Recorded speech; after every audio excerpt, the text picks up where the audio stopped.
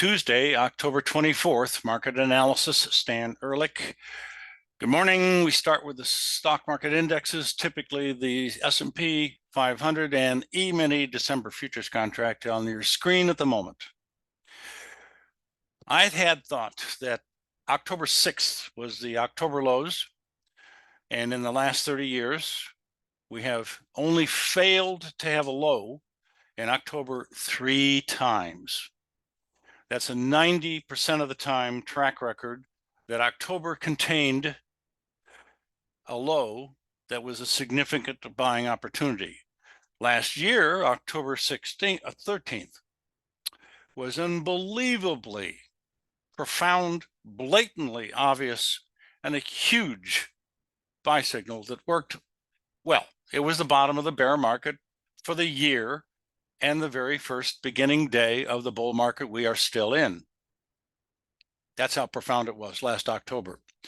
Now, this time around, we're in the midst of a bull market, and I think the October low, which could very well have happened yesterday because we did make some new lows in most of the indexes. Not by much, but it's the lowest low for October. And it got oversold yesterday for the first time in a couple of weeks. So the only thing I'm missing is a bullish green engulfing, which again we had on October 6th, which worked very nicely for about a week. And then it pulled back. So there was plenty of opportunity for profits based on October 13th signal, October 6th, I should say. I keep making that mistake. This year, October 6th. So we're back to, do we have another new low? And it could be yesterday because of oversold conditions. I think it's quite possible. We did get this morning a little bit higher in most indexes above yesterday's high, but we have had now a drop down to where the market opened and slight new lows, but it so far has held around unchanged. Now, that's all well and good as long as we don't go below yesterday's low, which could generate another oversold condition and increase the likelihood that we are still approaching that turning point. Remember, we've got until Tuesday of next week, which is the last calendar day of this 2023 October.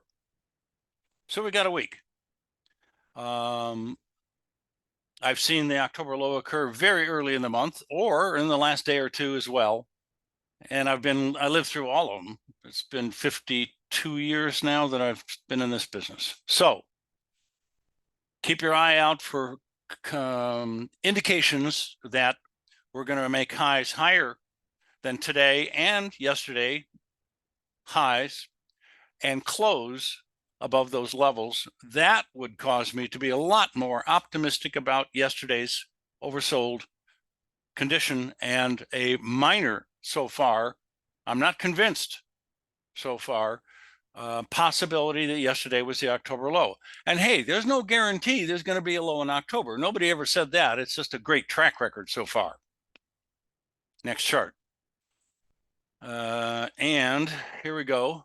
This is the spider, SPY, and I've got two green arrows, one at yesterday's low, and then again, the bullish engulfing green ER buy signal that we got at the October 6th low. Again, it worked very nicely for several days. Now, we also got a sell signal at the very top of the market on July 27th. And there's your October 13th low of last year, the bottom of the bear market and the beginning of the bull. So you have to believe that these green and red signals often are huge turning points. Not always. I get signals that only work for a couple of days and don't work. Then I get the signals that work for months and have huge moves as a result. I personally can't even tell which one's going to be a whopper and which one's going to fail. So you follow your disciplines, you keep your stops relatively tight so that if it goes awry, you're not losing much and you're available to play the game next trade. So no signal yet, but I'm very suspicious because it's also in a support area for the spider that yesterday could be very important. I'm just a little bit disappointed that I'm not getting a signal so far. Here is today's activity on a 1-minute chart so far for the SPY. So we opened a little higher. That's because we were oversold yesterday, and that's why it's yellow this morning, and popped up and managed to make it slightly above yesterday's high. Oh, yeah, and by the way, yesterday's YouTube at, I believe it was 10 o'clock or a minute or two before or after that, was right there at that red 3-minute time period that I said our code, because it gets extremely overbought, turns prices red, and it usually is a rally high to the minute. End of story. I don't get a chance to do that very often because it has to be, coincidental. Now, I just need to see more strength. Next chart. QQQs managed to double bottom out so far. And the low on September 27th is not the October low. It was the low on October 3rd that was in October the lowest price until yesterday. The low on yesterday was almost exactly the same as the low on September 27th. So that creates a possible double bottom. You do have an Elliott wave 1, 2, 3, and that could finish this series of swings. You also have a downward slanted wedge or pennant, also called a downward slanting pennant, to the same formation. And yesterday's low was right smack on the line, the support line, right there. So that's another reason to believe that yesterday's low could be very important, besides the oversold conditions in some indexes. So let's see it rally. And I'm not overly impressed with a $1.30 higher right now, and the Spider 106 higher, and the DIA, and $1.38 in the Qs. So next chart. This is the NASDAQ futures contract, December. And its low was on the bottom of its downward slanting wedge and definitely oversold. That's why it turned yellow. The RSI I'm using, by the way, is a custom version of Wells Wilder's RSI. I have different parameters and different stuff. It looks different, but I learned RSI from Wells himself in the 70s and 80s, and I like this one. It's my little custom variation. It's available. Next chart. DIA. Whopping buy signal on October 6th. That's October. We have not yet made a lower low. Yesterday's low, and it turned oversold, was very close, but a little bit higher than the low on October 6th. So the DIA is so far cooperating very nicely with my expectation that October 6th was the bottom, but not as of yesterday in most indexes. Next chart. We've gotten into a hugely important long-term, over a year and a half support area in the Russell 2000. It turned yellow, oversold. It's in a huge support area. It's rallying a little bit today, but at the moment, not up that much. And I'm not particularly impressed so far. Oversold implies that you're about to turn up soon. And that may not be one single day of being oversold, although that does happen. Usually you've got a few, or more than a few. So again, we got 1 week from today before it finally turns up, if it's going to, in October. I think the various conditions I monitor and watch are ripe for another rally out of October. Next chart. We've got the Russell 2000, 1 minute, trying to turn up. I'm going to now jump to the October low chart specifically, and it's the spider. So the green column is from the beginning, first trading day in the month of October, and the last trading day in the month of October. I had pegged as a possible exact downward objective and point in time as 106 or 7, and I was thinking it would be on October 16th or 17th. Well, it's not, and we never got that low. So there's a chance we could still slip off a little bit more. I really need to see some strength here real quick. And I'm going to leave you with this spider chart. No, and go to futures. That's it. Now we're going to roll through the futures, and some interesting stuff is happening today in precious metals. Okay, E-mini, you've seen it. Oversold, support area, trying. I wouldn't call this super successful yet. Rally. Next chart. Now we've got the NASDAQ again, bottom of the downward slanting wedge. There's your support line, and it's got 5 points on it, which is quite a bit. That's really great. Next chart. We have a buy signal yesterday in the bond futures and 10-year notes. You'll see in a moment. I think this is going to be the bottom of the bond futures and 10-year note market.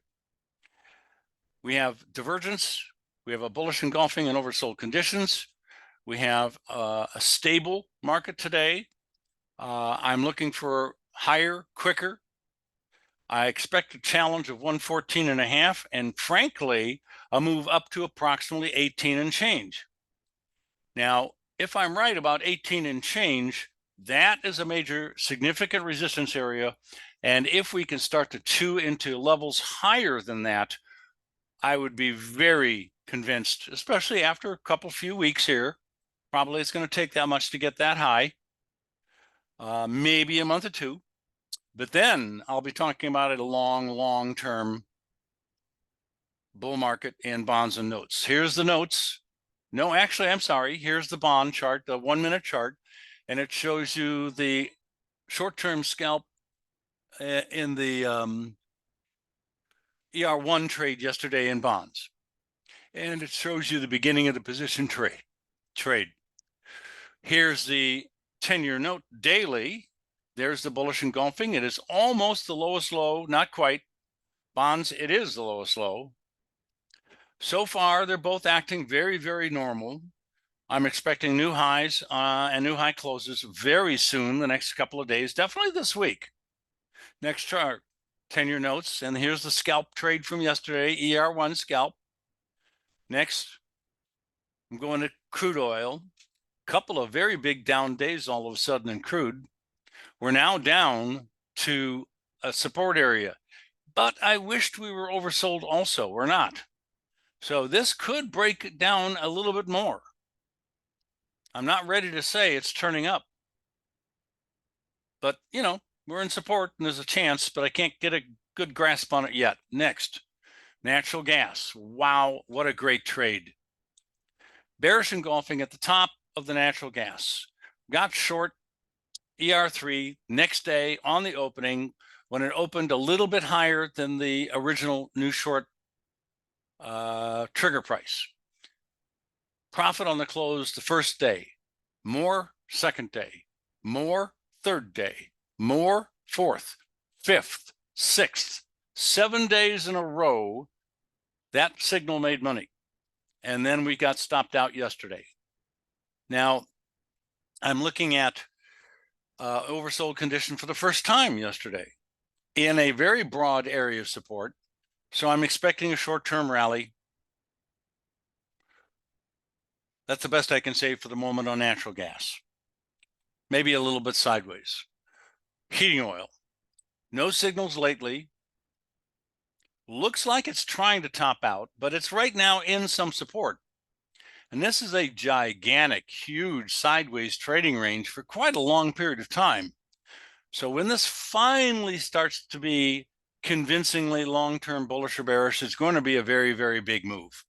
May last many, many months, or maybe over a year. But right now, you know, it's topping out a bit, and I wouldn't be surprised to see 2.74 challenged and maybe down into another support area where I'm going to drag it to the right a little bit, and that would be right around the little blue zone here, 2.5. Next chart, gold. We got the bottom of the market, great. Big rally up to and got out yesterday. So gold, after we bought it, had one profitable day, never losing trade on a close. More money, and a slight setback.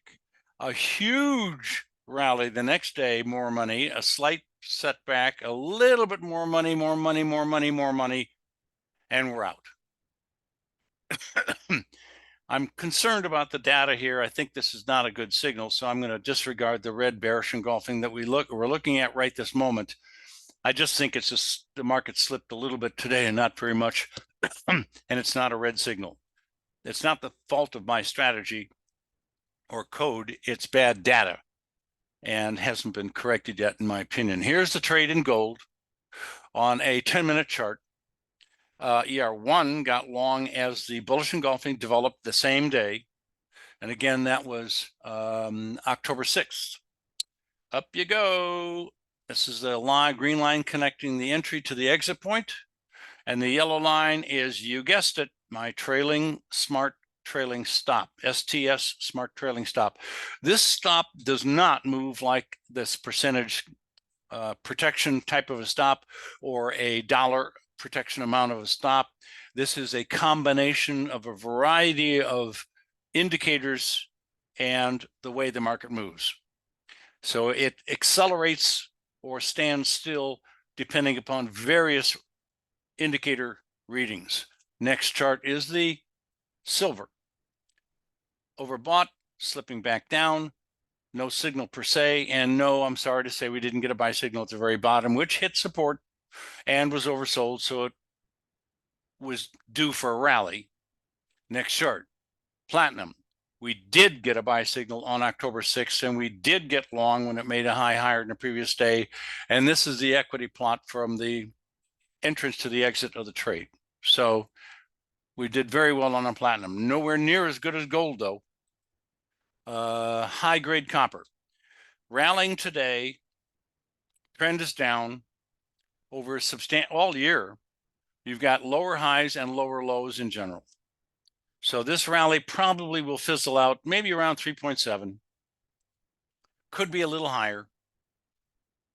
Frankly, maybe up 3.8. But I don't think it's going to start a bull market. I don't see any reason for that. And I'm looking for it to turn back down again and make new lows few weeks. Next, soybeans. We got the bottom. Bullish engulfing ER buy signal on the low. And that's what I built the automated strategy for. ER1 gets in when it turns red or green the same day. And that's candlesticks or vertical bar charts, doesn't matter.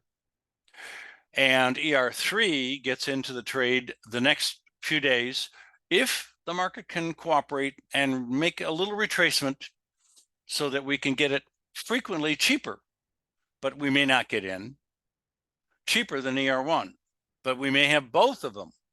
You're looking at ER3 at the moment, which bought almost the exact low of the day after the signal day, and has a nice profitable trade, and we're out. Now it's popping back up a little bit.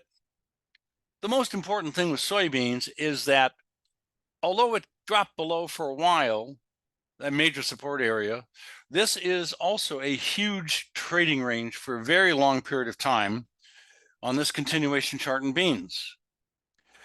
Major support, the lows, 1070, we'll call it, give or take a penny. Major support level after we made new highs was in the ballpark of 1300, call it, say, 20 cents above or below 1300. But it did drop a little below that. But we have a buy signal that popped it right back to the high. I think beans are doing pretty well at the moment, but I haven't got a definitive thing.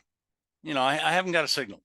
I'm going to wait on my other comments, but we just finished a good profitable trade. Next chart. What a whopper of a new short position soybean oil trade. These are all for real. The strategy has made these trades all automatically. I talked about these trades the day they started, and maybe even before that, because I can see it being overbought before the signal. Go back to the recording on 8/21, prove me wrong. All right. We're still short. This has made new lows, but again, it got oversold. Now, this support area is also the minimum downside objective on the head and shoulder top that soybean oil did form and has almost now completed the whole damn move. We sold the second high on a double top, and itself the double top was the head of the formation. That's the shoulder on the left on July 5th, and that's the shoulder on the right on September 15th. Again, the head and shoulder patterns do not necessarily have to have one single rally high. They can be in themselves other types of formations like this one. This is a double top. They can be, well, a variety of things. So we're almost finished with the head and shoulder completely. It looks like 85, 90% complete.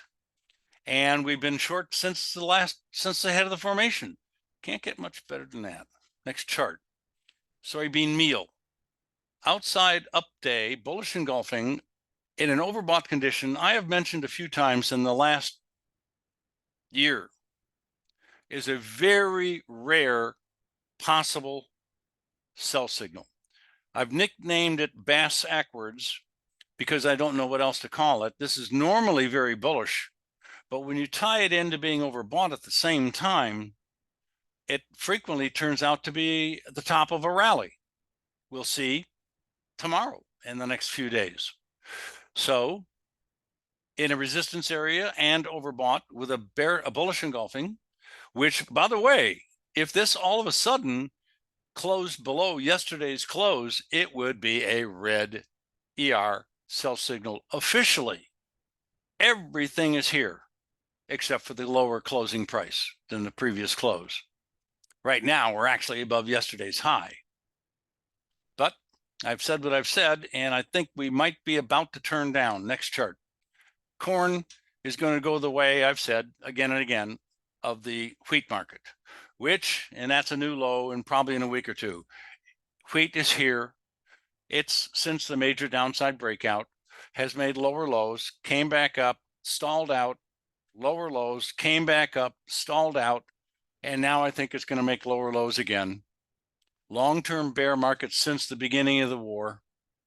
And we did unbelievably have a sell signal at the top high day in wheat as the war was beginning. What crazy idiot would go short wheat when it was going limit up, limit up, limit up, limit up, limit up, limit up, limit up, limit up?